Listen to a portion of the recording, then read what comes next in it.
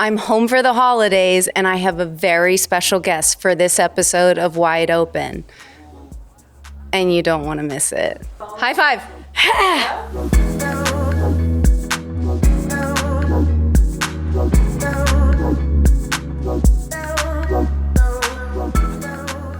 Hello, everyone, and welcome back to Wide Open. I'm your host, Ashlyn Harris, and today, we have someone special. We're closing out season 1 right here in our home on our couch with Christmas lights and the vibes exactly where they need to be. And sitting next to me is someone you all know, someone you all love, and someone I'm lucky enough to call my partner, Sophia Bush. We've never done this before. A real sit down, just the two of us. Honesty, realness. And I couldn't imagine ending this first season with anyone else. So thank you for being here. This year has been absolutely wild, transformative, healing, hilarious, messy, beautiful, and all the things in between. And Sophia, you've been there through a majority of it, cheering me on every step of the way. So today, we're talking about roots. We're talking about reinvention. We're talking about purpose, partnership, the world we're navigating, and most importantly, the home we're building. So grab a blanket, people. Grab some cocoa. Grab whatever you like to sip on for the holidays because we're settling in. And we're getting wide open. Welcome to the show, my love. Okay, I need to put my coffee down. Yeah, put that down. Mm-hmm. Cheers. Welcome to Wide Open. Thanks for having me. Cute socks. Meow. Meow. Happy holidays. Well, to start off, when you think about home now, what's the first feeling or image that comes to your mind? Other than the terror I just felt when I almost spilled a glass of red wine on our white couch. Okay, the first word or image? Yeah, tell me what you feel right now when you think about home, because you're sitting in it. It's really interesting. You said word, and I had a thought, but when you said image, it's a fireplace. It's warm. It's cozy. It's safe. It's insulated. I love that. I love that. So tell me what's been going on. Tell me, update our people watching, people tuning in, the people listening. Oh my. It's been quite a year. So before we start diving into all of the brain busters I thought of, tell me about where you are today. How are you feeling? I feel good. I'm exhausted. 2025 has been such a long year. I feel like no matter how much I sleep, I wake up tired. But I wake up happy. And let's think, on the day we are recording this, we've just had a long weekend of being cozy in our home together after a packed holiday, your work at Surf Ranch, Thanksgiving with our family. I hosted Women of Worth for L'Oreal and, managed to keep it together live on the carpet for an hour and didn't cry out of sheer emotion in anyone's face, which was a really big deal. Always a bonus. I went and spoke at Harvard, which was super cool. I spent 2 days with the students at the IOP there. And yeah, now we're home and gearing up to really shut it down and just be with our family for the holiday. I'm really, really looking forward to spending, this is going to be the first Christmas we're together as a family with the kids, with our parents, with our closest friends. And that's like one of the greatest things I'm looking forward to because we haven't done it yet. I know, everyone's coming. Everyone's coming. We have a Christmas tree in almost every room. We're really over planning and over excited, but well, I love a decor moment. You really do. And Christmas is about, it's just so cheesy. And we're really committing to that cheese. Look at us. We're really committing. But before we get into the holidays, I really want to peel back some of the layers because this is our first time like sitting down and having a real conversation about, You mean for other people? well, yes, yes, publicly Yeah. sitting down, having a real conversation about where we are, what we've been through. Like, life has been such a beautiful journey with you, and I think it's important to really talk about new beginnings. And that's like really what I want to focus on, because I do think having the courage and strength to start again and knowing what potentially could be on the other side of that is absolutely magic. And I'm lucky that I have been able to experience that type of magic with you and with our kids. And it's a journey that I think speaks on standing 10 toes down and going through the pain and what comes with reinventing yourself and change. But God, is it so beautiful on the other side. And I think giving that type of message and courage to people that at any moment you should have the freedom to start again. And I know you more than anyone agree with that. So I want to ask this question. When you look back at younger Sophia, what part of her still lives in you the strongest? When I think about myself as a kid, I was always just so curious. I wanted to learn how everything worked. I wanted to understand where everything comes from. And I think I've managed to hold on to that. I think as an adult, I understand why in my childhood I often felt included, but on the outside, like if that makes sense.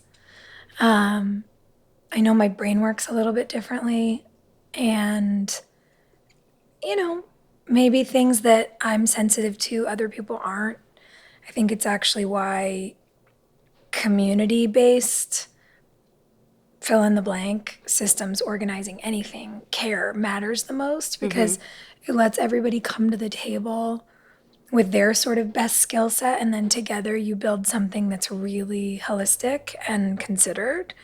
I didn't know the meaning of half of those words when I was a little girl, but when I look back, I see a kid who, even though she often felt like an odd man out or felt like maybe she was missing something or like she knew something and everyone else was missing it, I finally think I understand how to carry her with me and how to let that uniqueness be an additive and how to let curiosity always be my first foot forward.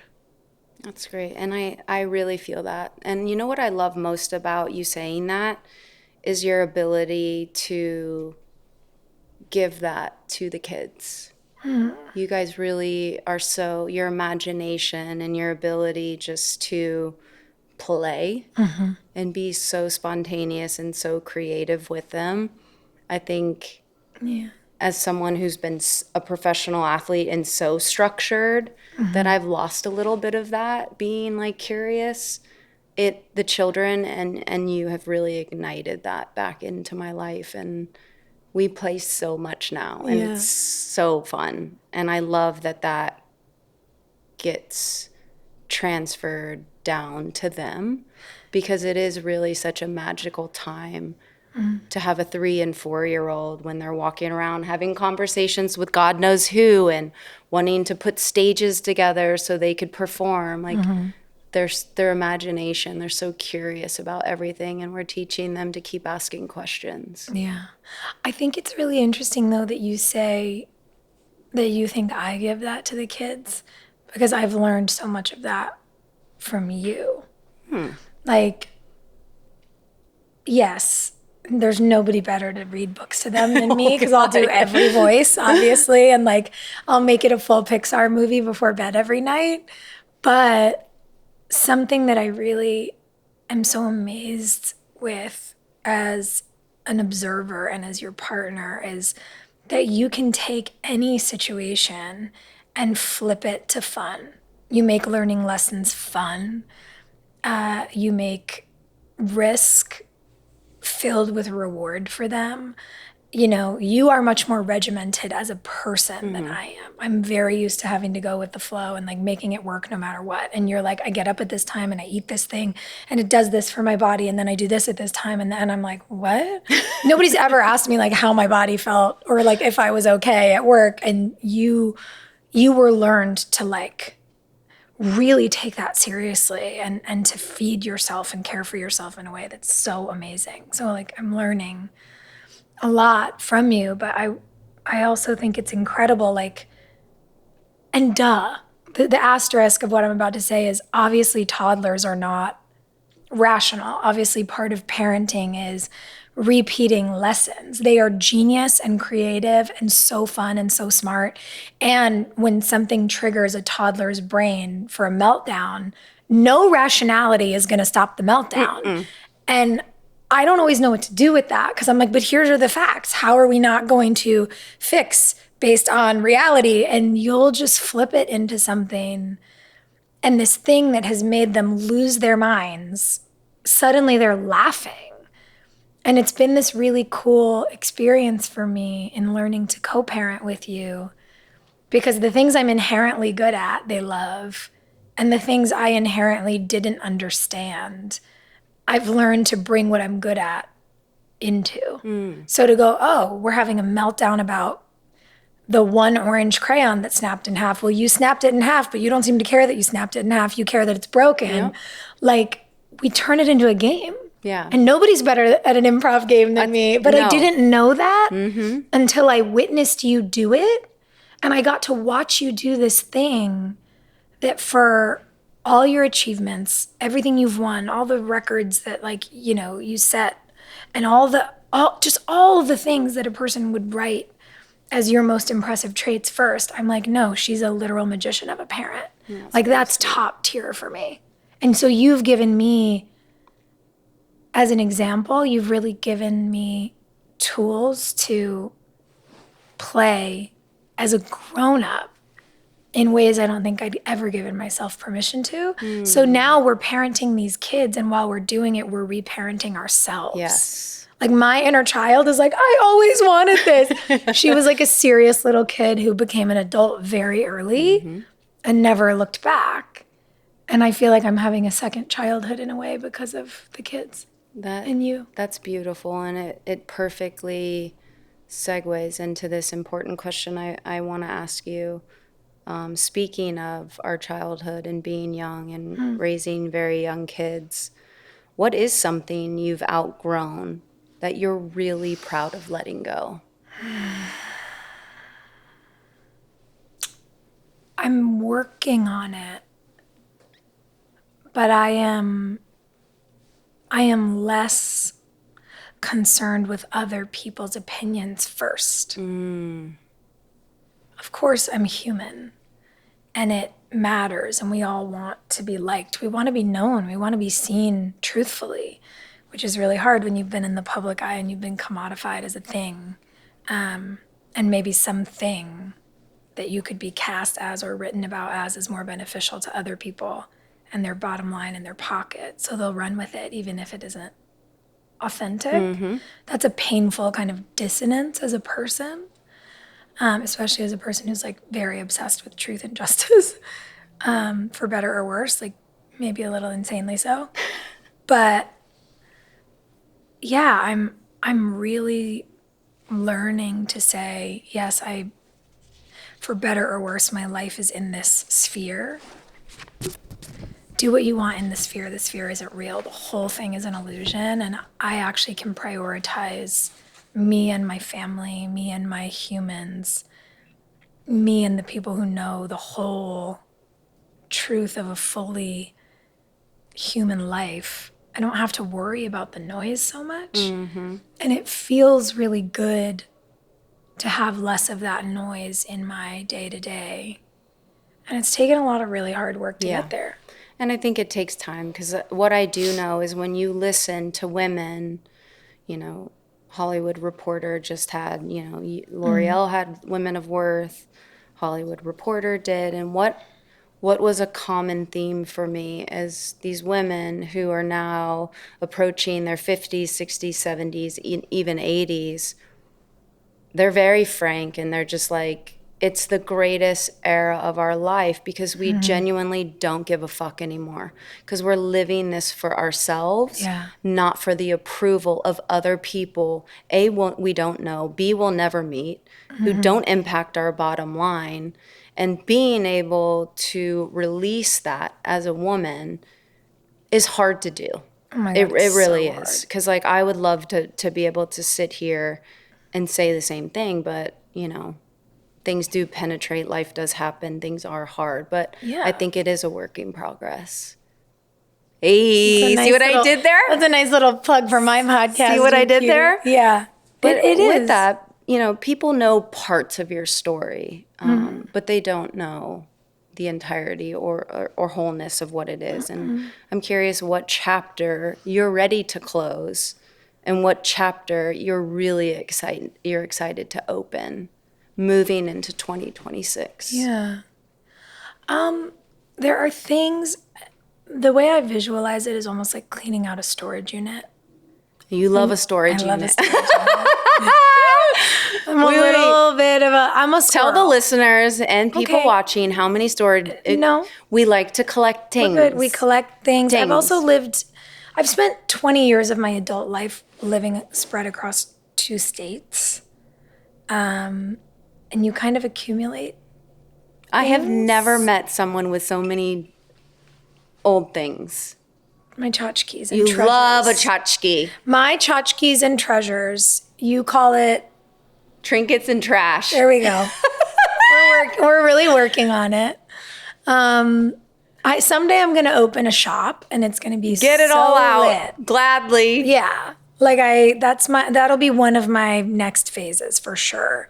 My like Amber Interiors, Nikki Keough life.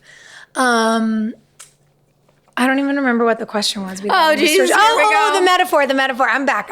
And someone has ADHD. Deeply.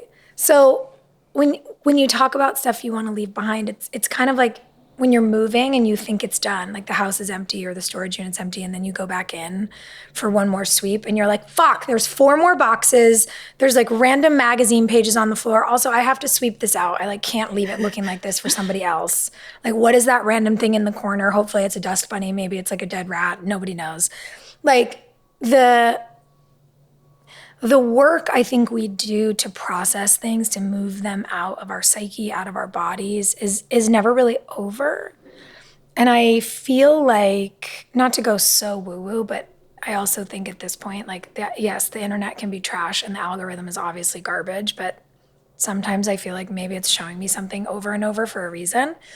And you know, we're exiting the year of the snake and entering into the year of the horse. Mm-hmm. And everyone's talking about how 2026 closes the cycle that started in 2016. And I'm like, oh yeah. 9-year cycle. Like by 2016, I was literally so good at disassociating that I was split in 2. I was like 2 humans. I was super professional, show up, do the thing, pretend like everything's okay. And then like absolutely shattered and not knowing how to deal with it or what to do with it. So often not doing anything with it, turning my back on it. Everything went in a storage unit. See, the whole story does connect. It's just long. And I really feel like there's a reason I keep getting served all these things about like burn the end of it, get rid of whatever's lingering from that 10 years and enter the new year feeling really clean. And that's the work I've been doing this year. That's what I've been talking to my therapist about. That's what we've been talking about in our home. And I really feel like I'm just so ready to take, like, yes, the good, but also the bad and the ugly, to be gentle with myself for the ways I didn't know how to advocate for myself, to be gentle with myself for the ways that not knowing how to advocate for myself probably made me in moments unpleasant for other people to be around also. Mm-hmm. And to say, like, with grace and accountability for me and for them, it's all good. Yeah. Like, everybody struggles, everybody gets fucked over, Everybody has joy. Everybody gets their heart broken. Sometimes you do the breaking, sometimes you get broken. It's who we are. Yeah. And for me, what I'm really finding is like, oh yeah, I've got to get the last 4 boxes in that random newspaper out of that storage unit and sweep it out for good. And then I'm just going to be done with it. And I will always understand like what had been in that room, in that box, in that baggage is part of me. Like you're not the same after something as you were before it ever happened. But I actually, through the growing and through the learning to be accountable and also learning to hold other people accountable, and through finding grace along the whole spectrum of that journey for me and everyone else, even people who I'd classify as like my worst enemy, I like this version of myself so much better than I ever liked myself before even the hardest shit happened. I wouldn't trade it for anything. I love that. You know? Speaking of shaking the dust, when was the moment you realized you deserved a life that actually felt good, not just looked good? Heavy, but Yeah. important. 2023. Yeah. I also will say, I don't think I understood that it looked good, but in fact didn't feel good until I'd put the whole picture together and I was like, but I did it. Like I got 100% on the test. Yeah. I did the book report.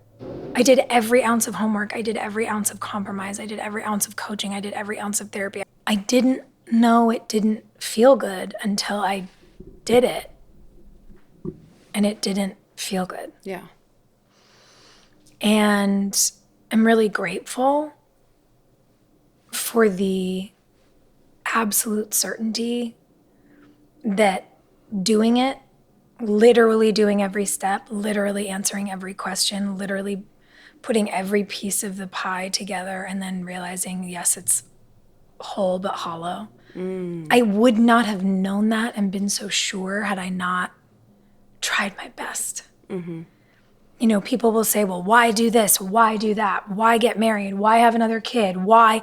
And you go, because I wasn't going to give up. I would always rather be the person who gets in the arena and literally gives it my all and goes big and commits with every part of myself and dedicates to the max instead of doing it kind of half-assed, calling it early, throwing in the towel early, and then wondering for the rest of my life.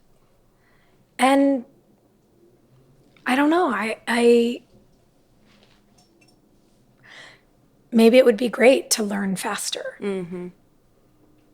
I only learn the way I learn. I only know when I know. I think everyone has a process and a journey that they have to, you know, I always say this, there's 2 types of people in life. When you see a speed bump, you either drive around it or you drive right fucking through it. Yeah. And I think you are a testament of that. You don't go around the hurdles or the obstacles. You have to go through it to understand it, to unpack it, to figure out where it fits in its place. And it could bring joy, it could bring grief, it could bring everything in between. But most importantly, it's not a lesson that happened to you, it's a lesson that happened for you. And the more you can see the value in that, where it's a badge of honor to understand, I went through this, I gave it everything I possibly could, and now I am a better human, and I will be a better partner, friend, parent, child, whatever it is for that experience. And I think too many people in this current landscape are saying, poor me, they're crippled by it. But it's really a badge of honor to be pushed to a level, even if it's a level of breakage and damage, to put that back together, to rearrange it in the way you always imagined and understand that was a lesson for me. And it is my choice whether I view it that way or I do not. And I think the growth of which you sitting back and unpacking it has really made you into the woman you are today, the co-parent you are, the partner you are. You know, you're creating this beautiful life with bridging this new type of experience with your parents you never thought you could have. Like, it's repairing so much of the young Sophia. Yeah. Because you have more clarity than I think you've ever had before. Would you agree with that? Yeah. I don't want to speak for you. Yeah. No, I love having you reflect that back to me. Thank you. I'm glad you receive it. And, you know, you've had this wild arc of the Hollywood experience, and you're so gentle and you're so soft. And sometimes I'm like, we laugh about why you're not chewing your hair in the corner of every room. It's funny, but it's not. And, you know, as someone who is so gentle and so delicate, you've really picked a really tough career. Hollywood has the ability to eat you up and spit you out, and only the strongest survive. And you continue to choose it. You continue to show up. You continue to humble yourself amongst it, and never. You always show up, and you're exactly who you are. There's no other side of the entertainer. You bring yourself fully to every room, and I do think it's such a gift. But I'm curious of what part of this career has taught you the most about your own power, because you advocate so strongly and so deeply, and you have such a fire inside you about standing up for what's right. There has to be something along the way that has helped you find your voice in all of this.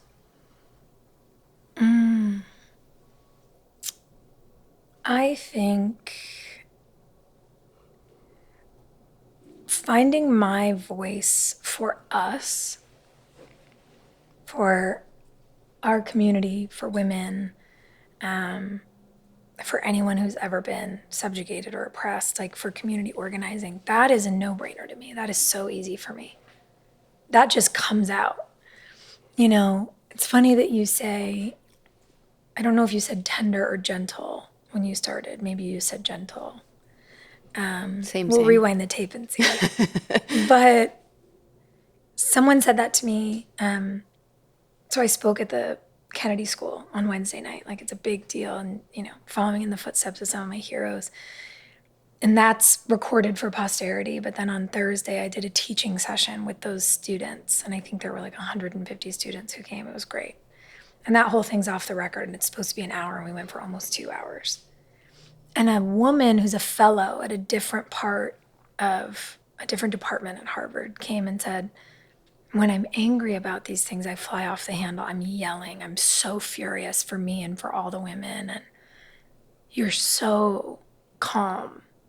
And you'll make a really heavy point, and then you switch right into your calmness. And I said, I've done a lot of work to stay tender.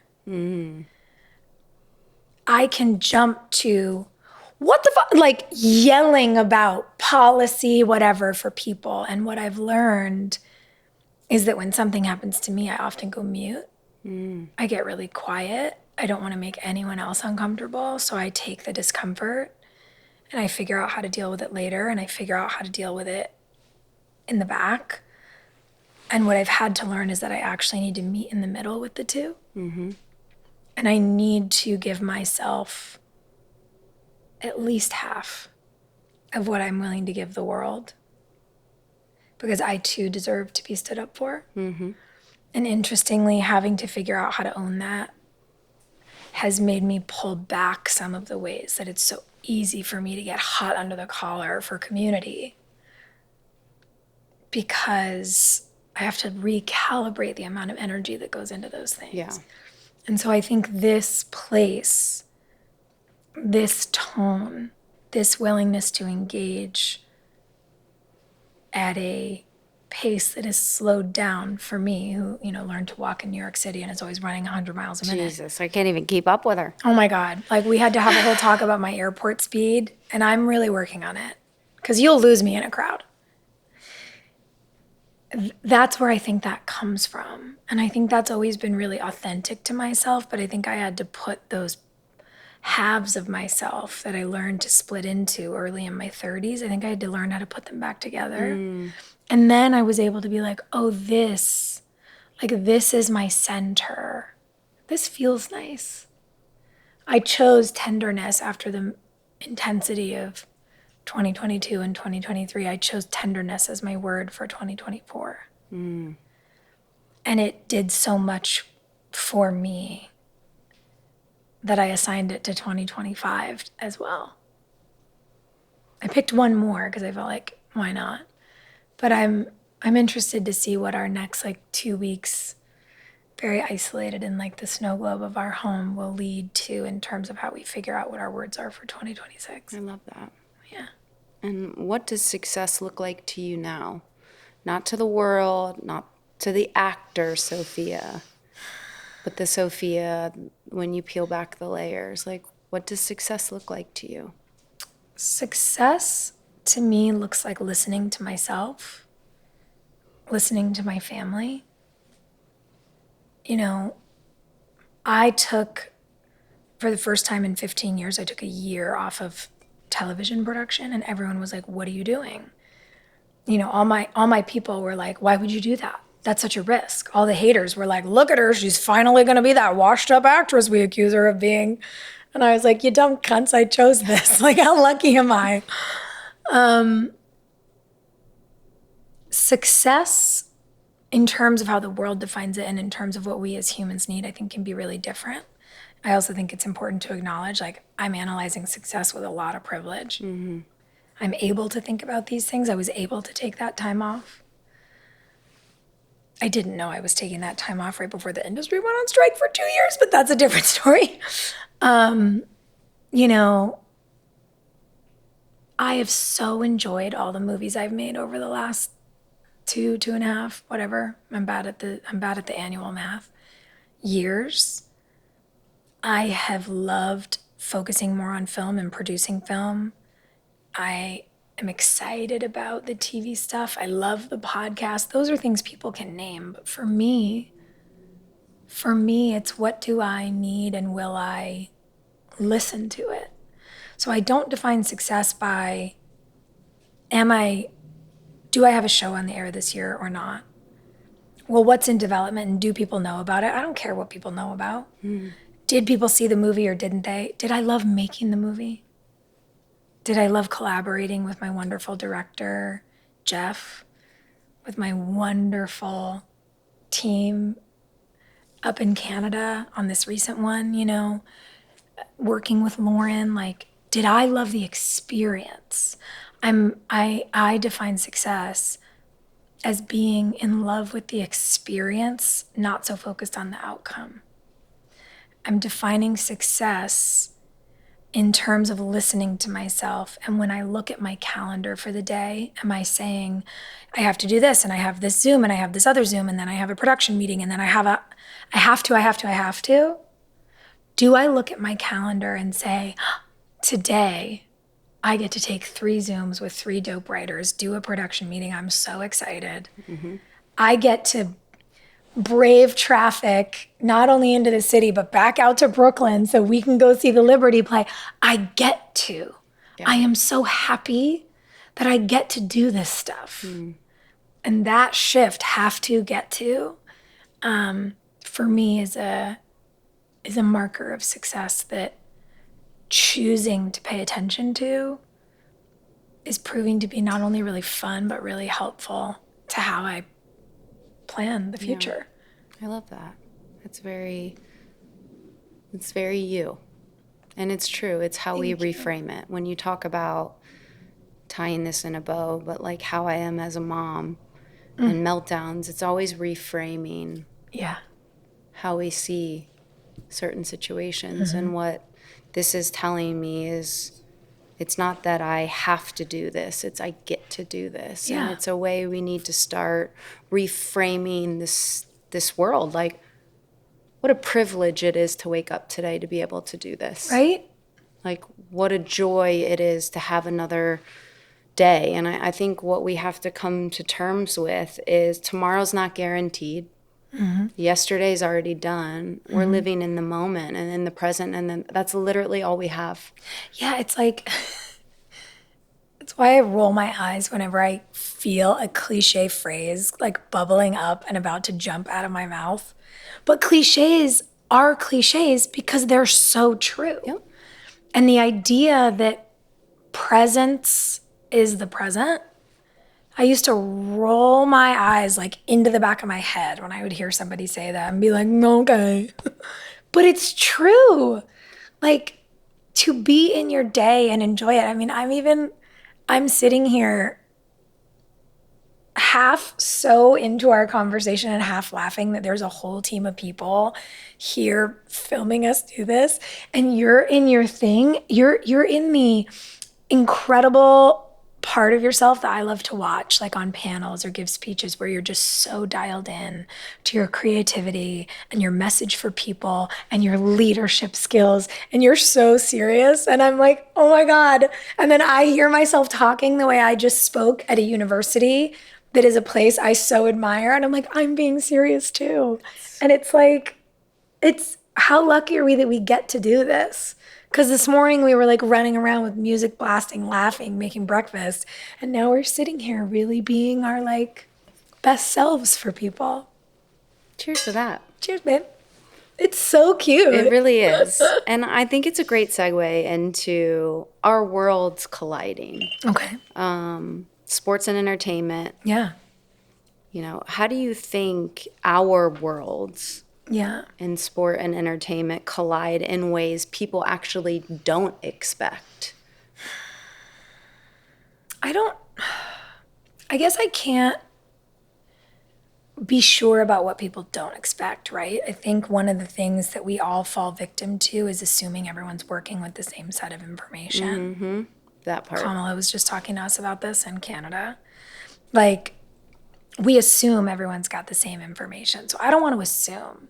I think one of the things I find the most incredible, inspiring, important about our traditional lines of work is that athletes and artists have always been leaders for social change. Yes. Whether you That think part. about, you know, the writing of Mary Shelley and the fact that she wrote Frankenstein, and then like they tried to say a man must have written it, and she was like, I wrote this. And also it's an allegory for feminism. Like, what?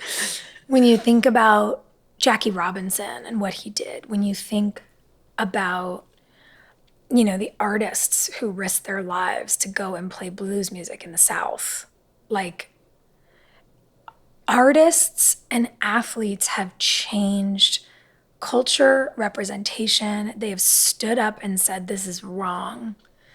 And I think it's because we are inherently, like, we're pack animals. We work in community. You work on a team. My team is my cast. My team is also my crew. You know, your staff that supports a whole team is like your crew. We know that we couldn't do what we do best without every single person in that room, whether they're on camera or off. You know, whether they suit up in a jersey or they're wearing like staff kit, everyone matters. I actually think artistry and athleticism is the antidote to toxic individualism. And I also think the interesting thing about it is that art and athleticism being rooted in community are also examples of exceptionalism. And so I think there's immense privilege that comes with that. I think there's a big weight on your shoulders that can come with that.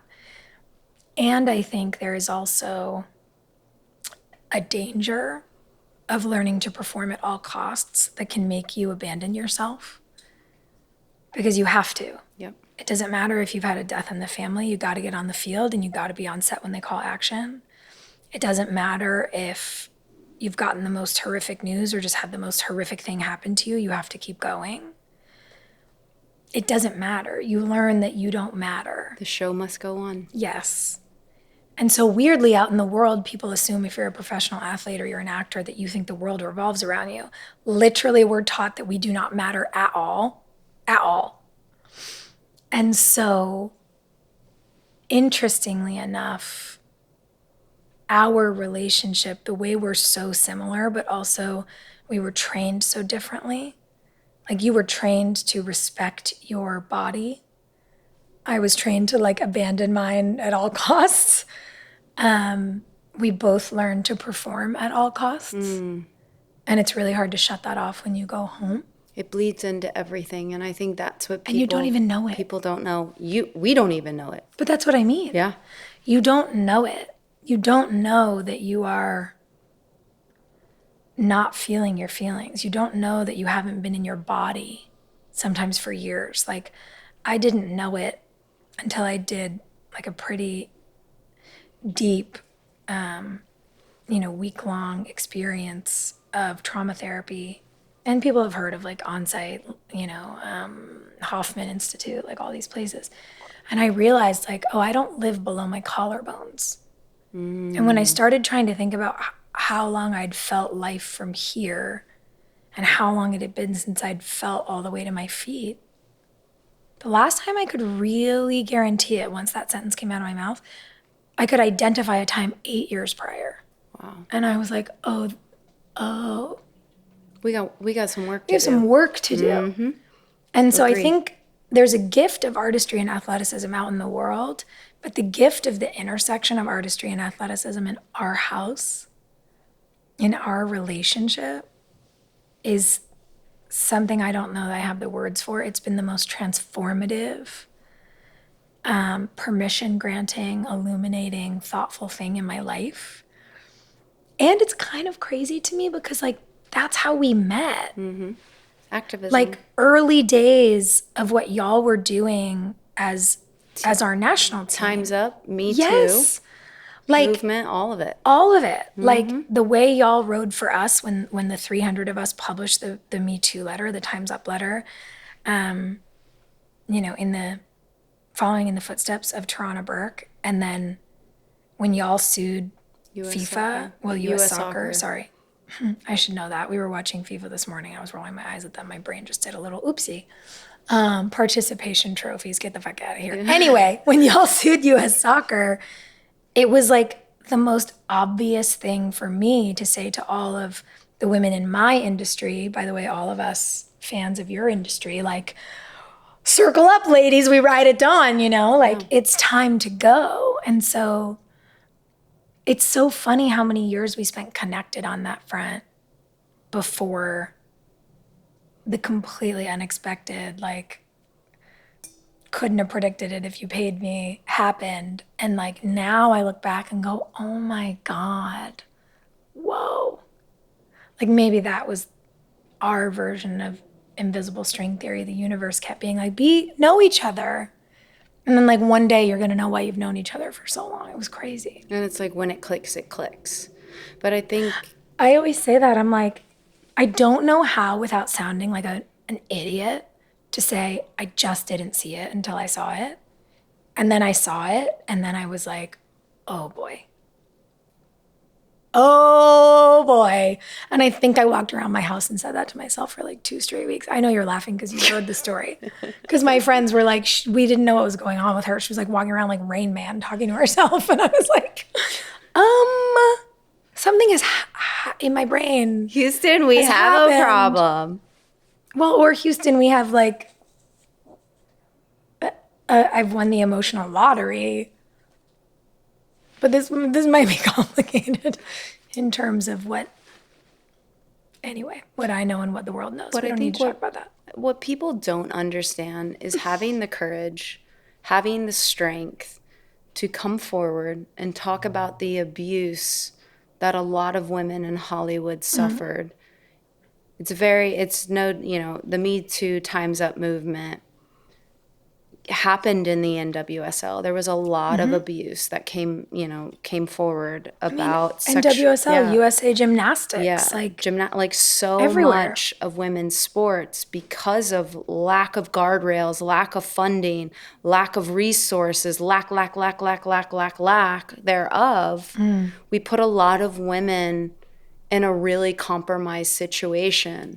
And when we started speaking up about it, as you know firsthand, We started losing endorsement deals. We started in 2019 at the World Cup in France, having the president at the time, completely disregard us, call us that we're trash, that we're not invited to the White House, that they don't have our respect and all these things. I think people don't understand, yes, we are at the forefront of a lot of change, but it is costly to us because we are women speaking up about our experiences. And a lot of times people don't trust it. Yeah. They don't get behind it. They don't support it. But I think I know why. And they weaponize it against us, and it does affect our bottom line. Oh, absolutely. And that's what people don't understand is, oh, we can't work with her. She's too political.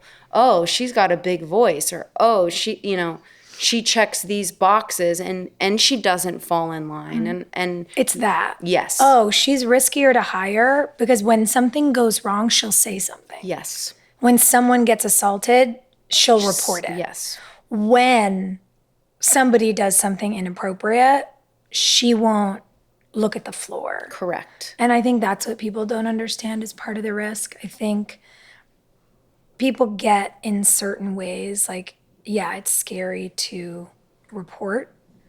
What I want is for speaking up, standing up, reporting, rather than what we dealt with, where when you report, it comes with so much retaliation. You get punished instead of the abusers getting punished. Correct. And then you lose all those future opportunities because people know you're not a pushover. But until there's a whole generation of us willing to bear that brunt, it will just continue to happen. And I'm not willing to let that happen to our daughter. No. And I'm definitely not willing to have a son in a world where when he stands up for a woman, he gets made fun of instead of supported. Correct. Mm-hmm. So it's not easy to say, like, yes, I'm willing to lose.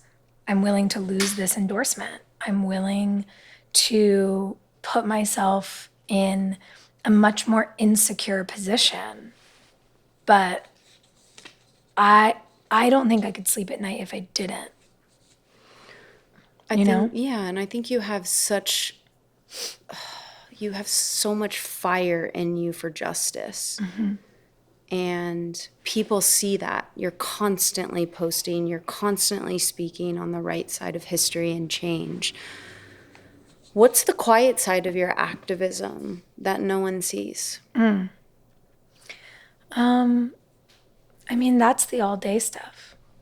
That's the kitchen cabinet groups that I'm in that meet regularly on Zoom. That's the phone calls in the middle of the night. That's the I'm traveling internationally and it's midnight and I'm going to get on a Zoom call with Los Angeles right now because we're planning something that really matters.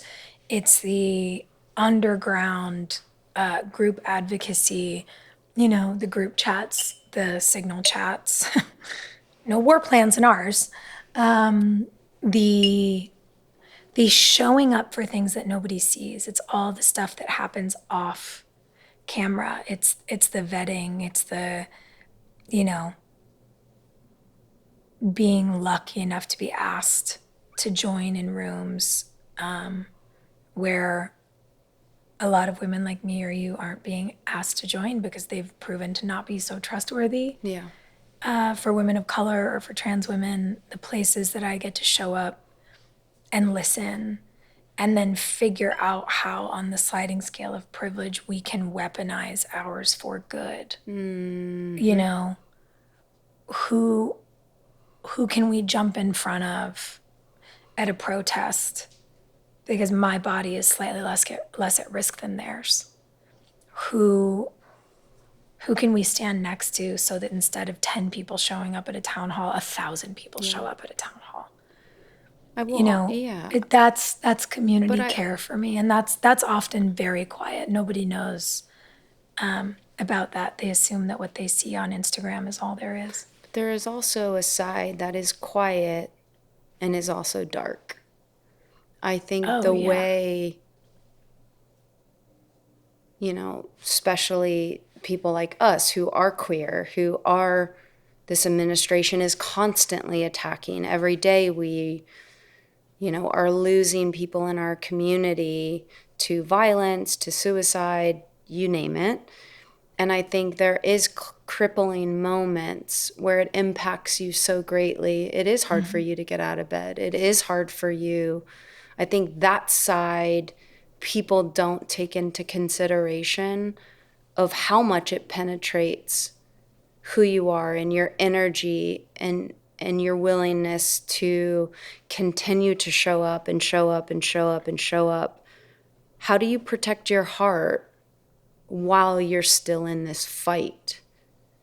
Because I don't know. Unfortunately, we are only, even though we feel like this last year has been 10 years, we're only a year into this. Yeah, we're a year into administration 2, and we're 10 years into the national and global trauma of an authoritarian who is literally willing to sell every human person in America for his own gain, to private prison companies, to abusers. Like, it's a kind of collective trauma that I'm not sure people are really wanting to interrogate, and I get it because it's very painful. I think for me, I've had to figure out how to navigate this in my own journey of it. Like,